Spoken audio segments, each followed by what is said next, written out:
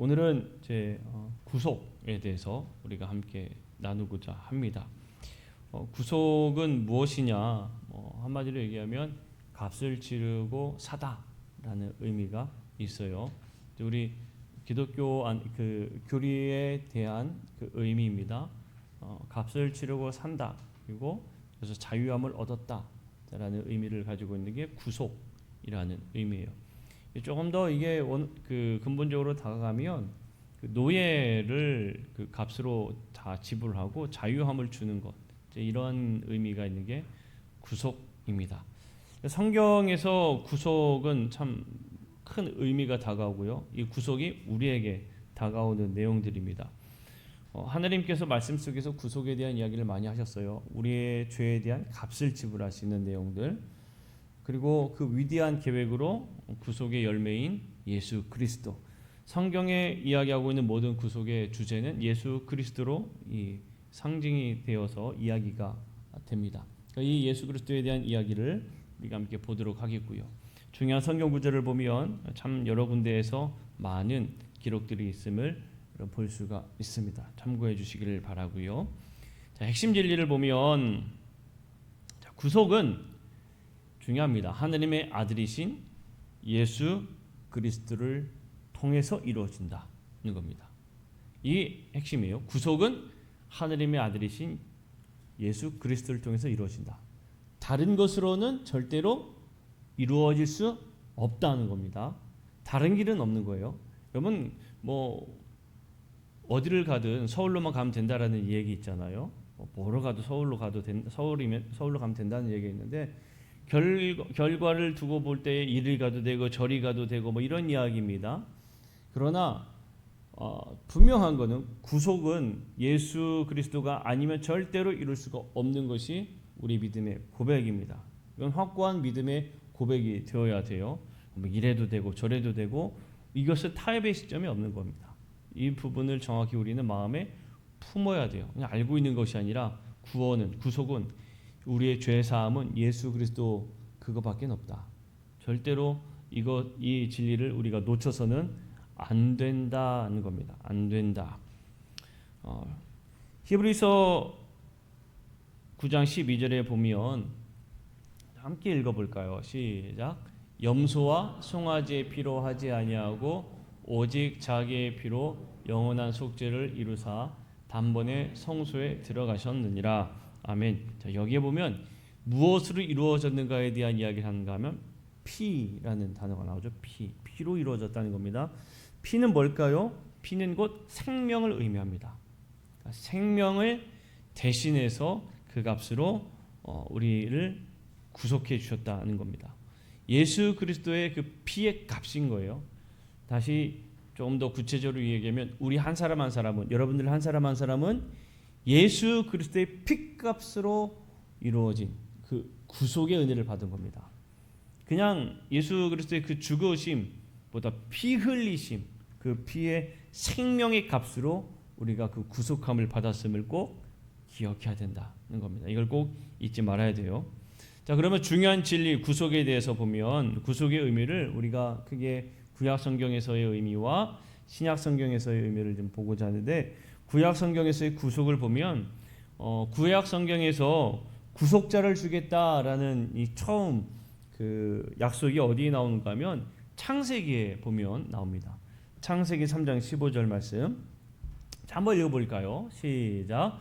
내가 너로 여자와 원수가 되게 하고 네 후손도 여자의 후손과 원수가 되게 하리니 여자의 후손은 네 머리를 상하게 할 것이요 너는 그의 발꿈치를 상하게 할 것이니라 하시고. 아멘. 자, 여기에서 바로 하나님께서 처음 그 구속의 그 약속을 보내주겠다, 구속자를 보내주겠다라는 분명한 약속을 내주고 있는 겁니다. 여자의 후손 가운데 이렇게 이야기하고 있어요. 근데 이 약속된 구속자의 혈통이 바로 이루어진 것은 아니죠. 약속이 예수 그리스도까지 오게 되려면 수없이 오랜 세월이 거치게 됩니다.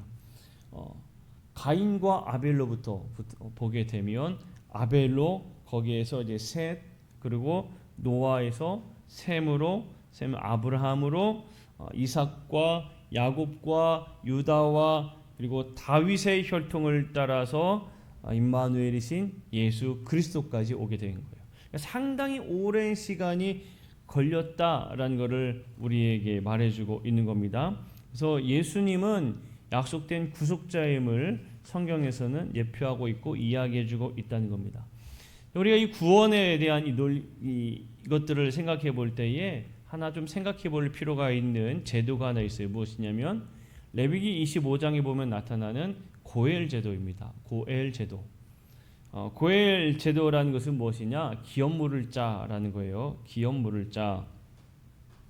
자, 고엘은 히브리어로 기업 물을 자라는 의미인데 기업 물을 자라는 것이 무슨 이야기냐면 기업 물을 자라는 의미는요. 가난하거나 위기에 처한 친족의 기업을 되찾아 주거나 빚을 갚아 주는 그 사람을 이야기할 때 기업 물을 자다라는 거예요. 다시 가난하거나 위기에 처한 친족의 기업, 토지도 포함인 거예요. 그것을 되찾아 주거나 그것을 또는 빚을 갚아주는 그 사람을 기업 물을 자라고 이야기를 하는 겁니다. 기업 물을 자. 그래서 이 고엘에 대한 제도가 민수기, 신명기 곳곳에 이야기하고 있는데 기업 물을 자에게 있어서는 세 가지의 조건이 있어요. 세 가지 조건이 있는데 첫 번째는 뭐냐? 기꺼이 물을 수 있어야 된다는 겁니다. 기업 물을 자. 그러니까 빚을 되갚아 주는 거잖아요. 자, 어떻게 보면은 내 거를 다시 되찾는 게 아니죠. 내 친족에 가까운 사람의 것을 되찾아 주는 겁니다. 그러니까 이게 인간적인 생각으로 계산을 하면 사실은 여러분 어떻습니까? 아까운 거잖아요. 우리 옛말에 사촌이 땅을 사면 배가 아프다고 하잖아요. 네, 그런 게 사실 인간의 심리입니다. 인간의 마음이고. 근데 이 고엘 제도에 대해서 중요한 조건 중에 하나가 뭐냐? 기꺼이 그것을 대신 갚아줄 수 있어야 한다는 겁니다. 기꺼이 갚아줘야 돼요. 그리고 두 번째가 뭐냐? 속량할 권리를 가진 친족이어야 한다. 친족이어야 한다. 친족은 가까이 있는 사람부터 시작되는 겁니다. 가까이 있는 가장 가까운 친족부터 그것이 이제 시작되는 거예요.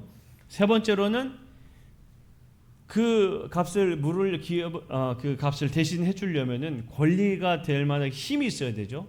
재력도 있어야 돼요. 그러니까 속량할 수 있는 힘과 재력이 있어야 한다는 겁니다. 자, 이게 가장 잘 나타나 있는 구약 성경이 있습니다. 그게 뭘까요? 바로 룻기죠. 룻기를 보면 바로 이 고엘 제도에 대한 이야기가 그대로 잘 나타나 있어요. 그러니까 룻기를 가만 보면 기꺼이 물을 수 있는 사람이 되어야 되고 가장 가까운 사람이었고 그리고 힘과 그 재력이 있는 사람.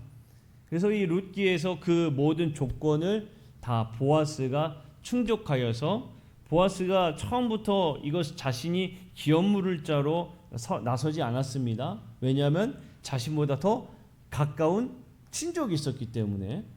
그래서 장로들 앞에서 그 제도에 대해 분명히 그 장로들 앞에서 그 기업 물을 자에 대한 판단을 서지 않습니까? 그러니까 이 조건이 다 충족될 때에 이 기업 물을 자에 대한 그 의무가 행해야 된다는 거예요.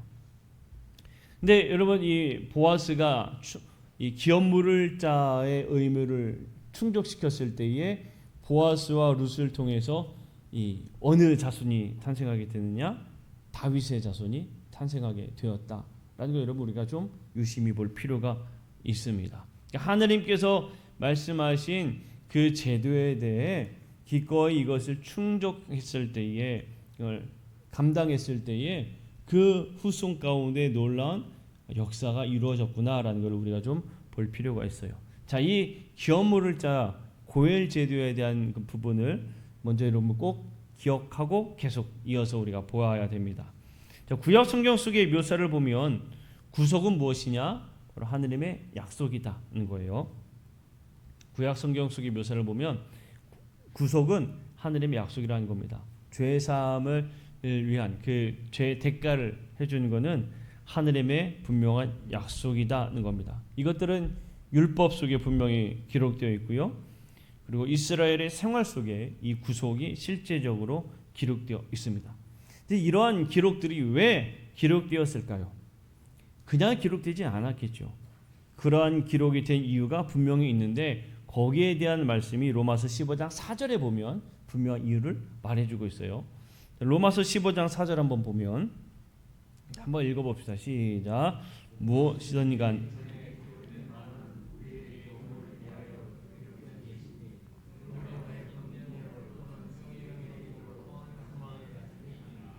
자, 아멘. 무엇이든지 전에 기록된 바는 우리 무엇을 위하여?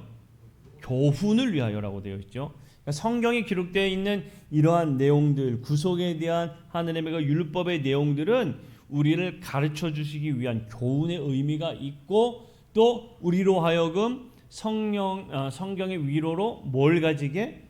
소망을 가지게 하기 위해서다는 겁니다. 그러니까 나도 죄 사함을 얻을 수 있는 분명한 은혜가 있다라는 소망을 갖기 위해서 우리에게 이런 메시지로 이 의미들이 기록되었다는 겁니다. 구약 성경 속에서의 구속의 의미는 간단히 말하면 석방하는 것, 가게 하는 겁니다. 가게 하는 게 무슨 의미에 매여 있는 사람을 이제 가게 하는 것라는 의미예요. 석방하는 것, 가게 하는 것. 구속하다라는 말의 뜻이 바로 이런 의미를 가지고 있습니다. 속박으로부터 구출에 대한 이야기가 있어요. 속박으로부터 구출. 출애굽기 14장 30절 말씀인데, 여기서 보게 되면 그날의 여호와께서 이같이 이스라엘을 애굽 사람의 손에서 구원하심에라고 되어 있죠. 그래서 구원하심에, 애굽 사람의 손에서 구원하심에. 자, 그러면 이 당시 우리가 생각해 볼 때에 이 유대 이스라엘 백성들은 애굽 사람의 손에 어떻게 되어 있었는가 하면 속박되어 있었죠. 노예로 속박되어 있었습니다. 거기서부터 구출하셨다라는 의미가 이 구속의 의미가 있어요. 또 하나는 속죄, 회복의 의미가 있습니다. 또 마찬가지로 출애굽기 6장 6절에 있는 말씀인데 이 말씀을 보면 그러므로 이스라엘 자손에게 말하기를 나는 여호와라 내가 애굽 사람의 무거운 짐 밑에서 너희를 빼내며 그들의 노역에서 너희를 건지며 편팔과 여러 큰 심판들로서 너희를 속량하여 라고 되어 있죠. 큰 심판들로서 너희를 속량하여 너희를 회복시켜 주겠다. 너희들의 그 값을 대신 내가 치러주겠다라는 의미를 가지고 있는 겁니다. 구약 성경 속에 나타나는 구속의 우리가 이 진리를 가만 보면 구속의 의미는 바로 석방하는 것, 그리고 속죄하는 것, 구출하는 것, 회복하는 것, 해방하는 것 이런 의미를 가지고 있는 게 구약 성경에서의 이 구속의 의미를 말해주고 있어요. 여러분 출애굽기 8장 23절 말씀을 보면 자 한번 읽어보겠습니다. 8장 23절 시작. 내가 내 백성과 내 백성 사이를 구별하리니 아멘. 자 여기서 내 백성과 네 백성 이게 누구 백성이겠어요? 바로 얘기하는 거잖아요. 내 백성과 네 백성. 그러니까 이스라엘 백성과 이방인 사이를 구별한다라고 되어 있는데 구별이라는 히브리의 그 의미에서 이것의 또 다른 의미가 이제 구속한다라는 것을 의미하는 겁니다. 그러니까 이 구별하는 데 있어서 여기에는 뭐가 들어가 있을까요? 어떻게 하나님께서 구별하실까요? 바로 피로 구별하시는 거예요. 피로. 그냥 말씀하셔서 내가 너의 민족과 나의 민족을 구별할 거야 라는 말씀으로 끝나는 게 아니라 이 안에는 무엇이 담겨 있느냐? 피가 담겨 있습니다. 그래서 6월절에 그 어린 양의 피에 대한 그 이야기가 이 속에 담겨 있는 겁니다. 피로 흘려 피에 대한 값으로 이방인과 이스라엘 민족을 구원하시는 겁니다. 출애굽기 12장 12절 13절 말씀 한번 읽어봅시다. 시작. 내가 그 밤에 애굽 땅에 두루다니며 사람이나 짐승을 막론하고 애굽 땅에 있는 모든 처음 난 것을 다 치고 애굽의 모든 신을 내가 심판하리라. 나는 여호와라. 내가 애굽 땅을 칠 때에 그 피가 너희가 사는 집에 있어서 너희를 위하여 표적이 될지라. 내가 피를 볼 때에 너희를 넘어가리니 재앙이 너희에게 내려 멸하지 아니하리라. 아멘. 자, 하나님이 뭘 보고 넘어가셨는가 하면 피를 보고 넘어가는 겁니다. 이 피를 통해서 무엇이 이루어지는 거예요? 구별되는 거예요. 피 흘림으로 구별되는 겁니다. 구속은 그러니까 온전한 값을 치르게 된 건데 그 값은 결국에 피의 값이 있구나라는 것을 우리가 알 수가 있죠. 그 값의 지불은 룻기의 보아스처럼 이 값을 지불할 능력이 있고 기꺼이 그 값을 치르는 사람에 의해서 이루어진다는 거고, 출애굽기 12장에 나타나 있듯이 피가 요구될 때에는 흠없는 어린 양이 제물이 되었다라는 것을 우리가 알 수가 있습니다. 이게 구약 성경이 주는 구속의 의미였어요. 그러면 신약 성경에서의 구속의 의미를 한번 보겠습니다.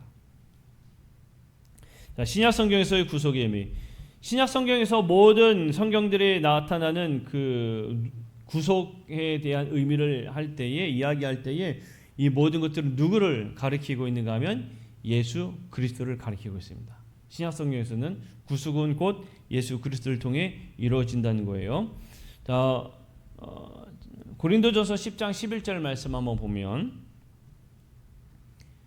그들에게 일어난 이런 일은 본보기가 되고, 그들에게 일어난 이런 일은 본보기가 된다. 누구에 대한 본보기일까요? 예수 그리스도에 대한 본보기가 되고, 또한 말세를 만난 우리를 깨우치기 위하여, 말세를 만난 우리를 깨우치기 위하여, 예수 그리스도를 통하여 구속의 의미를 깨우치기 위하여 기록되었다라고 고린도전서에서 이야기하고 있는 거예요. 그러면 신약 성경에서의 구속의 의미는 무엇이냐? 마찬가지예요. 신약 성경에서의 구속의 의미는 값을 지불한다. 그리고 속전을 치러 해방시킨다. 그리고 값을 지불하여 구출한다. 이런 의미를 가지고 있습니다. 자, 여기 말씀을 하나 보면 디도서 2장 14절 말씀입니다. 디도서 2장 14절. 자, 노랑 함께 읽어볼게요. 다 시작. 그가 우리를 대신하여 자신을 주심은 모든 불법에서 우리를 속량하시고 우리를 깨끗하게 하사 선한 일을 열심히 하는 자기 백성이 되게 하려 하심이라. 아멘. 우리를 대신하여 자신을 주심은 이라고 했죠. 자신을 주심은 값에 지불하는 것에 대한 의미입니다. 자신을 주심은. 자, 여기에서 결국에 우리를 속량하기 위해 자신을 주셨다는 것은, 구속은 무엇을 통해서 이루어지느냐? 마찬가지로 그리스도의 피를 통해 이루어진 것이다는 겁니다. 구약에서는 이런 구속에 대한 이야기 있을 때에 피 흘림이 필요하면 어린 양에 대한 피를 이야기했지만, 신약에 들어와서 구속의 의미를 이야기할 때에는 바로 예수 그리스도의 피 흘림, 그 피 흘림이 분명 있다는 거예요. 에베소서 1장 7절 말씀을 보면, 그래서 한번 읽어볼까요? 시작. 우리는 그리스도 안에서 그의 은혜의 풍성함을 따라 그의 피로 말미암아 속량 곧 죄사함을 받았느니라. 아멘. 뭐로 말미암아? 그의 피로 말미암아, 예수 그리스도의 피로 말미암아 우리가 속량, 죄사함을 받았다라고 이야기하고 있는 거예요. 신약과 구약 성경이 주는 구속의 의미는 결국에 무엇을 의미하는가 하면 값을 주고 구제한다라는 것을 의미하고 있어요. 값을 주고 구제한다.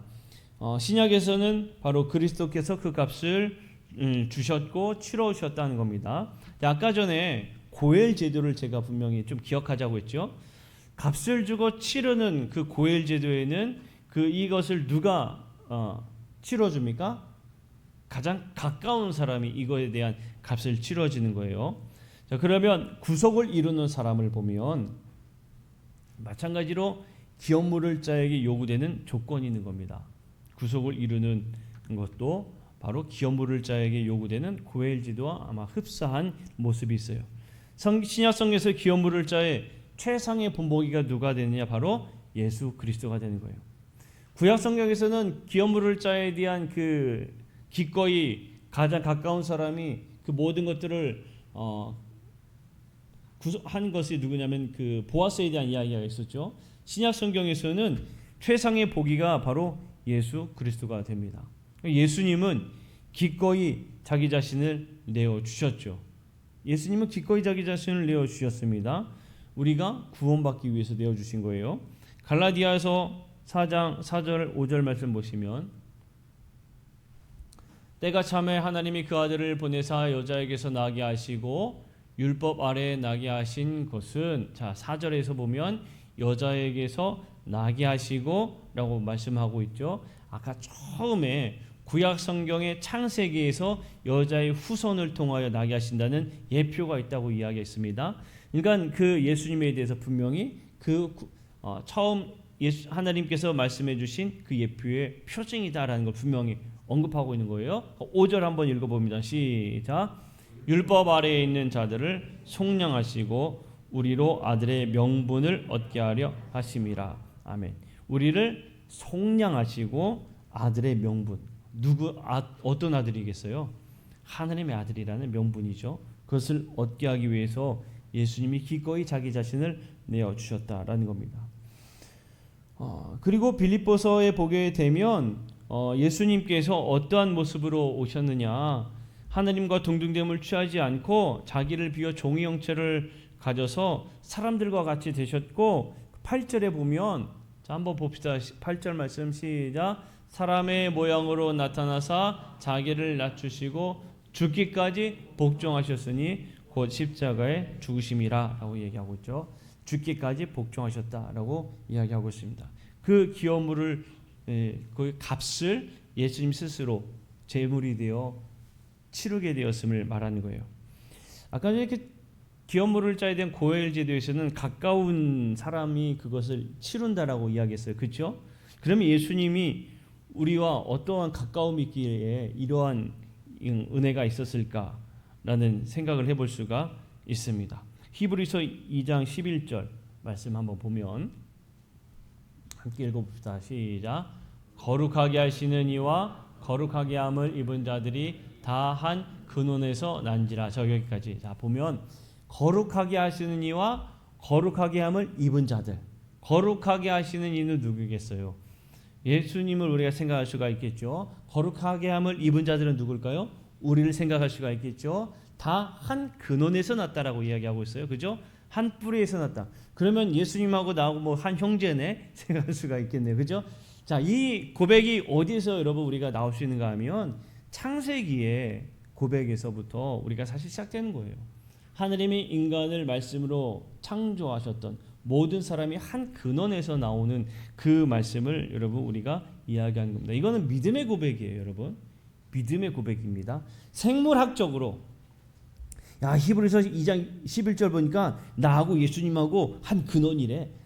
이렇게 이해하는 게 아니라 믿음으로 이제 고백하는 겁니다. 믿음으로. 결국에는 하나님의 그 창조 섭리와 하나님의 그 은혜 그리고 하나님의 그 근본된 모든 것들을 볼 때에 우리는 그 가까운 예수님의 모습 그 안에서 우리의 기업물을 자가 되신다라는 거예요. 자, 그러니 정말 예수님은 우리의 정말 가까운 분이 되시는구나라는 것을 히브리서에서는 분명하게 언급하고 있는 겁니다.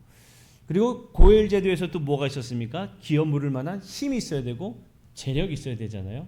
그럼 예수님에 대한 힘과 재력은 어떻게 표현되고 어떻게 고백되어지느냐는 겁니다. 요한복음 10장 18절 말씀 보면 함께 읽어볼게요. 시작.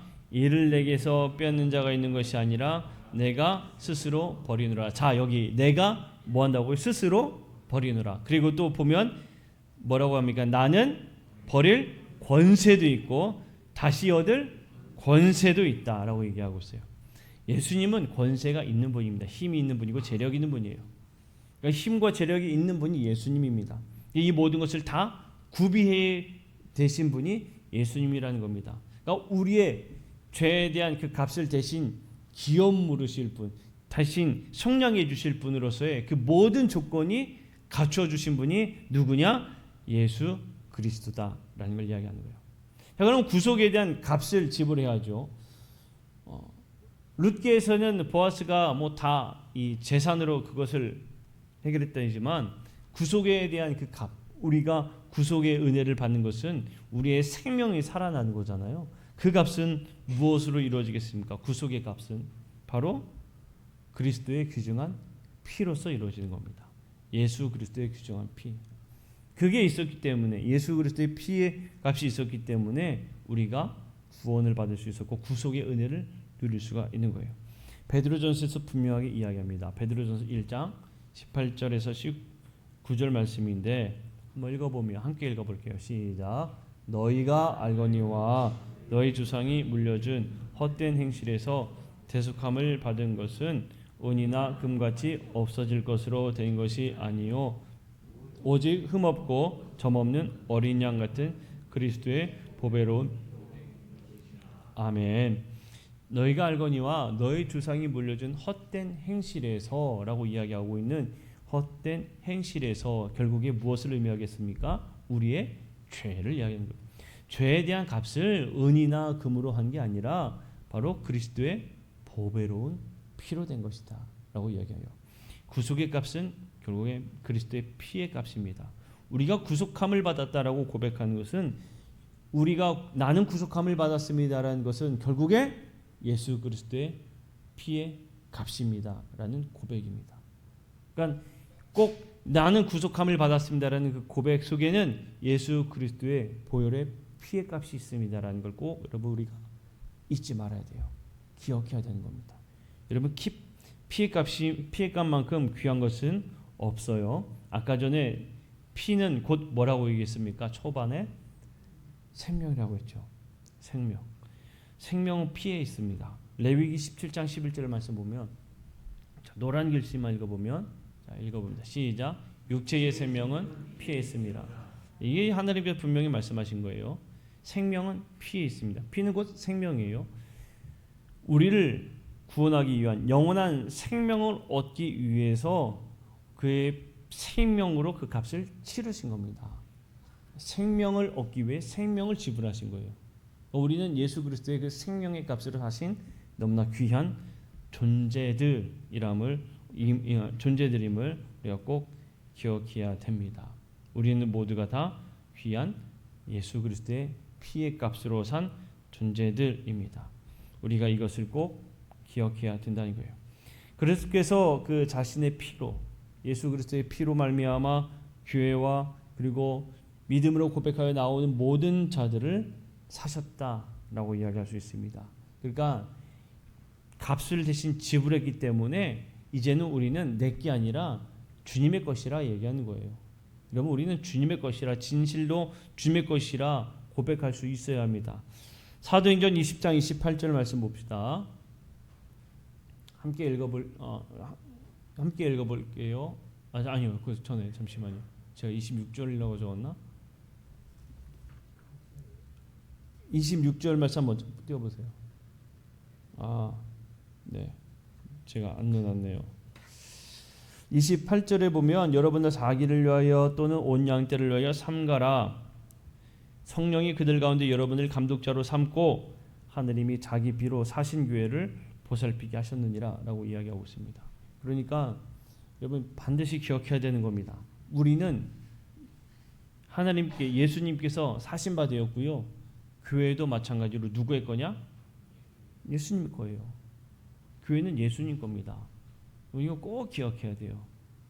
교회는 누구의 것도 아니에요. 예수님 겁니다. 교회는 예수님 거예요. 그러니까 여러분 우리가 이것을 놓쳐버리면 그때부터 문제가 생기는 거예요. 내 자신도 옆에 있는 형제 자매도 교회도 다 예수님 거다. 예수님 거라는 거 이 사실을 꼭 기억해야 됩니다. 그러니까 내 마음대로 할 수 있다라는 생각을 다 버려야 돼요. 가져서는 절대로 안 된다는 거죠. 자, 그럼 구속의 축복이 있습니다. 구속함이 그냥 이루어지는 것만 아니라 축복이 있어요. 그 축복을 보면 무엇이 있느냐? 자, 넘겨주세요. 축복은 그리스도께 속하는 겁니다. 당연하죠. 여러분 내가 어떤 거를 돈을 주고 사면 그게 누구께 되는 거예요? 내 것이 되는 거잖아요. 내가 돈을 주고 값을 주고 샀으니까 그건 내게 되는 겁니다. 마찬가지로 우리의 생명을 주님께서 생명으로 대신 값을 지불하셨기 때문에 우리는 주님께 되는 거예요. 그리고 주님께 속한 바가 되는 겁니다. 그리고 예수 그리스도의 그 피 흘림으로 말미암아 죄 사함을 받았고요. 그리고 하나님께서 이거 약속해 주신 겁니다. 우리를 지켜주시겠다라고 약속하시는 거예요. 그리고 우리가 예수님의 구속의 은혜를 받으면서 하나님에게 능력을 받게 되고요. 하나님의 사랑을 받고요. 하나님의 그 절제하는 마음들을 우리에게 주시는 겁니다. 그리고 두려움 가운데 떨지 않는 담대한 마음도 우리에게 주시는 거예요. 모두 다 죄 앞에서 우리가 이렇게 담대할 수 있는 은혜들을 주는 겁니다. 이 밖에도 수없이 많은 은혜가 있어요. 그러니까 구속의 은혜를 받는 게 얼마나 귀한가를 우리가 알아야 돼요. 구속의 은혜를 받는 게 얼마나 귀한가. 첫 번째만 해도 사실은 모든 것을 다 덮습니다. 내가 하느님께 속한 바가 되었다. 내가 하느님의 속한 사람이다. 그리스도께 속한 사람이라는 것만 해도 이후에 있는 모든 것들은 뭐 더 말할 필요도 없는 거예요. 얼마나 귀한 겁니까? 우리가 구속의 은혜가 이만큼 귀하다는 것을 꼭 여러분 마음에 품고 사시기를 축복합니다. 이게 왜 중요하냐면 살다 보면은 때때로 내가 왜 이렇게 연약할까? 내가 왜 이렇게 부족할까? 뭐 이런 마음이 들 때도 있지 않습니까? 그런 생각이 들 필요가 없어요. 왜? 나는 누구의 것이기 때문에? 주님의 것이기 때문에. 주님의 것이라는 건 다 똑같은 겁니다. 누구든 다 똑같은 거예요.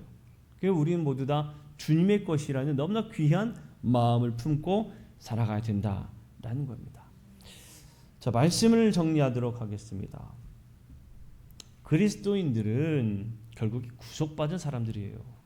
구속을 받았다라는 이야기는 예수님의 그 피값을 받은 사람들이다는 겁니다. 우리는 모두 다 예수님의 생명으로 생명을 얻은 사람들이에요. 그냥 생명을 얻은 게 아닙니다. 우리가 그냥 믿음으로 이 신층의 지난 시간에 믿음, 칭의 이런 것들을 이제 이야기를 함께 나누었지만 내가 믿음으로 고백해서 하나님의 거룩함, 의로운 자가 되었음을 고백하지만 절대 잊지 말아야 될 게 그 값은 결국에 예수님의 피값이다라는 겁니다. 그것만큼 여러분 귀한 것이 어디 있겠어요? 그만큼 우리는 귀한 은혜를 받은 사람들이다는 거예요. 그리고 우리는 그로 인해서 복스러운 소망을 우리가 받은 사람들입니다. 우리가 이 은혜를 여러분 잘 기억하면서 내가 정말 귀한 은혜를 받았구나. 구속의 은혜가 너무나 귀한 거구나. 그냥 얻은 것이 아니라 예수 그리스도의 피값으로 이루어진 거구나. 그래서 나는 주님의 것이구나. 자, 이렇게 꼭 마음에 품고 기억하고 살아가는 우리 모든 성도들이 되기를 축복합니다. 우리 함께 찬양하고 기도하고 마치겠습니다.